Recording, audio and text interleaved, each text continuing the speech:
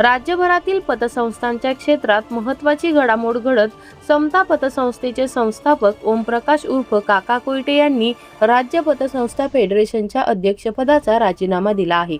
काही दिवसांपूर्वी उघडकीस आलेल्या भोंदू अशोक खरात याच्या समता पतसंस्थेची कथित संबंधाच्या पार्श्वभूमीवर हा निर्णय घेतल्याचे समजते।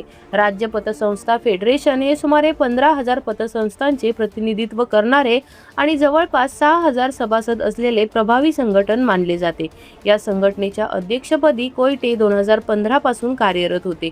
त्यांच्या कार्यकाळात फेडरेशनने विविध धोरणात्मक मुद्द्यांवर सरकारशी संवाद साधत पतसंस्था क्षेत्रातील प्रश्न मांडले होते।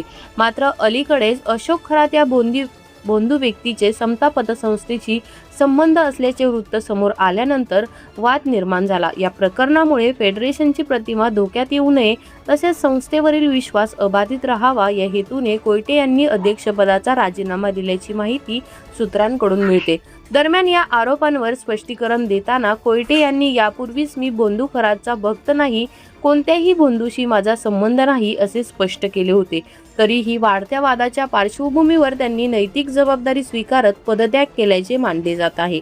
कोयटे यांच्या राजीनाम्यानंतर फेडरेशनच्या पुढील नेतृत्वाबाबत उत्सुकता निर्माण झाली असून नव्या अध्यक्षाची निवड लवकरच होण्याची शक्यता आहे।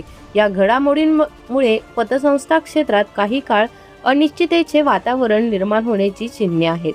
तर या होत्या आजच्या महत्त्वाच्या ठळक बातम्या। अधिक अपडेटसाठी पाहत रहा आम्ही नेवास्कर न्यूज। धन्यवाद।